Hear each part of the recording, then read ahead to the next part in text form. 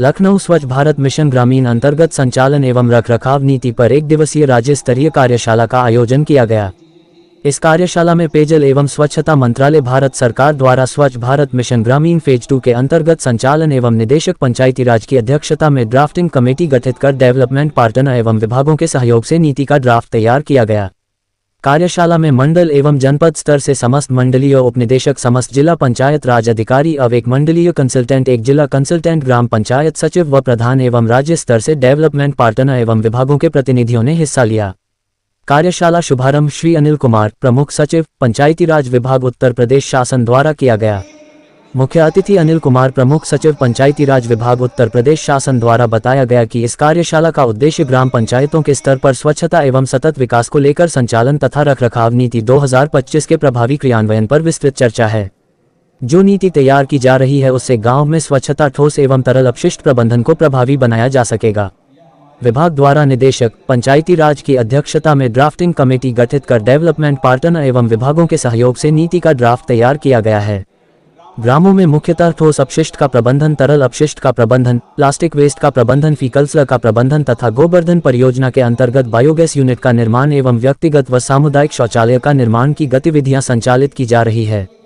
इस कार्यशाला में इस बात को ध्यान में रखकर नीति बनाने की आवश्यकता है कि जो स्वच्छता के क्षेत्र में सृजित की गई परिसंपत्तियों के संचालन एवं रखरखाव हेतु एक व्यवहारिक नीति के रूप में समेकित रूप से कार्य कर सके। इस तैयार की गई ड्राफ्ट नीति में ग्राम पंचायत स्तर पर सृजित होने वाली समस्त स्वच्छता से संबंधित परिसंपत्तियों के समुचित प्रबंधन एवं रखरखाव बिंदुओं को सम्मिलित किया गया है। ये भी उल्लेखनीय है कि स्वच्छ भारत मिशन ग्रामीण 15वां केंद्रीय वित्त आयोग, राज्य वित्त आयोग एवं मनरेगा की धनराशि से ठोस एवं तरल अपशिष्ट प्रबंधनों के कार्यों को कराते हुए प्रदेश के समस्त ग्रामों को ODF प्लस ग्राम घोषित किए गए हैं, जिनमें से प्रदेश के कुल ग्राम 96,174 ग्रामों के सापेक्ष 85,827 ग्रामों को ODF प्लस की मॉडल श्रेणी के ग्रामों में घोषित किए गए हैं। निदेशक पंचायती राज राजेश कुमार त्यागी द्वारा अतिथियों एवं प्रतिभागियों का स्वागत करते हुए कहा गया कि पंचायती राज व्यवस्था अंतर्गत ग्राम पंचायत में सृजित की गई परिसंपत्तियों के अनुरक्षण का उत्तरदायित्व मूल रूप से पंचायती राज व्यवस्था का है। तैयार की गई नीति में पंचायती राज व्यवस्था अंतर्गत निहित निधियों एवं कार्य व्यवहार के सैद्धांतिक पक्ष को सम्मिलित किया गया है। विस्तृत शासनादेश एवं प्रक्रिया पृथक से प्रेषित की जाएगी। इस कार्यशाला में अमितोष श्रीवास्तव, मुख्य वित्त एवं लेखाधिकारी राघवेंद्र कुमार द्विवेदी, उपनिदेशक योगेंद्र कटियार, वित्त आयोग अभय कुमार शाही, नोडल अधिकारी RGSA राजकुमार, मिशन निदेशक स्वच्छ भारत मिशन ग्रामीण SN सिंह, संयुक्त निदेशक Panchayati Raj Shrimati Smriti Singh, water aid India Jayram Pathak, Aga Khan foundation NP Singh, UNICEF एवं समस्त स्टेट कंसल्टेंट स्वच्छ भारत मिशन ग्रामीण उपस्थित रहे।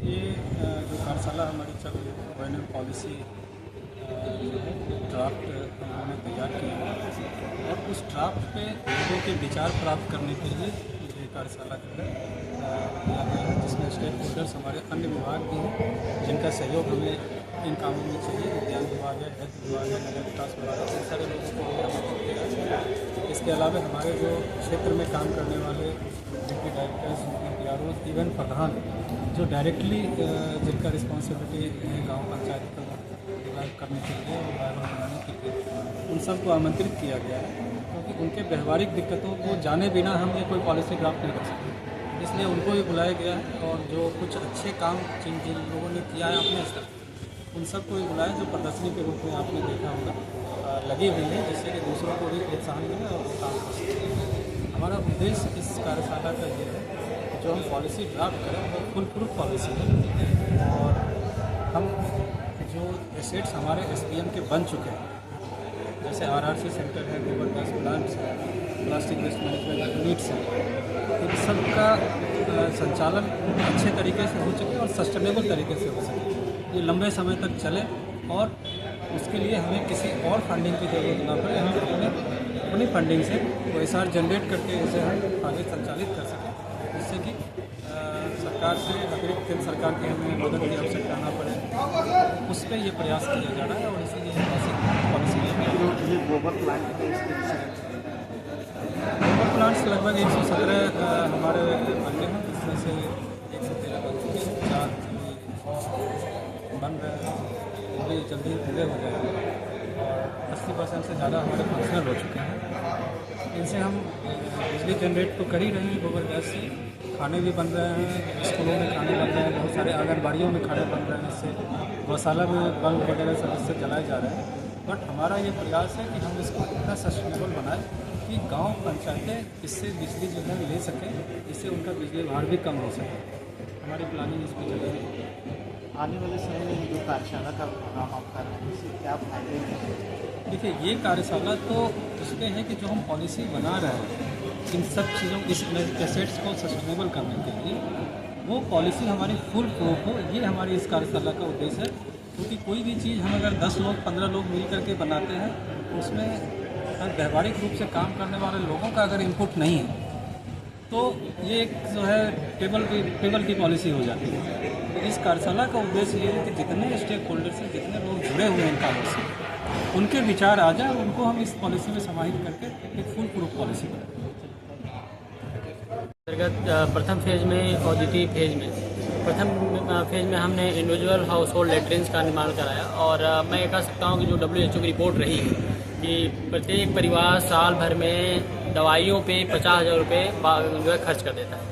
तो उसका परिणाम आप भी देख रहे होंगे कि जो जब से स्वच्छ भारत मिशन फेज़ 1 को हमने कंप्लीट किया है, तब से बीमारियों में भी काफ़ी कमी आई है। जो संक्रामक बीमारियाँ आती हैं उनमें भी कमी आई है। और जो सबसे बड़ा असर दिखा है कि तराई क्षेत्रों में जो है आपका इंसेफ्लाइटिस था, एक्यूट इंसेफ्लाइटिस सिंड्रोम थे, ये सभी जो है जापानीज इंसेफ्लाइटिस सिंड्रोम थे, ये लगभग समाप्ति की ओर पहुँच चुके हैं और नगण्य हो चुके हैं। अब हम उसके बाद दूसरे फेज में स्वच्छ भारत मिशन ग्रामीण के सॉलिड वेस्ट मैनेजमेंट और लिक्विड वेस्ट मैनेजमेंट की दिशा में कदम बढ़ाए हैं। और उसके लिए हमने RRC और जैसे RRC हो गया और अन्य संपत्तियों का जो है सृजन किया है।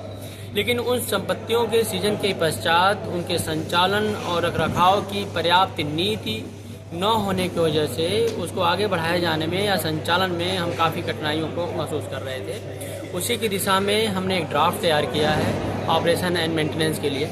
अब हम उन सभी स्टेक होल्डर्स को आज यहाँ पे आमंत्रित किए हैं कि वो अपने विचारों को बताएं कि वे क्षेत्र में किन किन समस्याओं से जूझ रहे हैं और उस ऑपरेशन एंड मेंटेनेंस की ड्राफ्ट में वो अपने स्तर से क्या चाहते हैं। सर, गोबर प्लांट का जो है ये कैसे क्या प्रभाव पड़ेगा इसका? देखिए, गोवर्धन जो योजना हमने चलाया था कि जो गांव का गोबर निकल रहा था वो एक्चुअल में खाद के रूप में ही प्रयोग हो जा रहा था। इसके गोवर्धन के माध्यम से हम लोगों ने जो है इसको एनर्जी की दिशा में मूव करने का प्रयास किया है। जहाँ जहाँ हमने गोवर्धन प्लांट लगाया है वहाँ पे गैस उत्पादन की तरफ काम कर रहे हैं, उससे बिजली भी बनाने का प्रयास कर रहे हैं। और अभी तक तो जो गौशालाएँ हैं उनकी वहाँ पे जो बाहर से बिजली आ रही थी वो बचत हो गई है, जो गैस के खर्चे थे वो मेरी बचत हो गई है। और आगे चल के हम ये प्रयास करेंगे जो गैस उत्पादित हो रहा हो वो गाँव के भी क्षेत्रों को हम लोग परिवारों को बेचने का प्रयास करेंगे। ठीक है।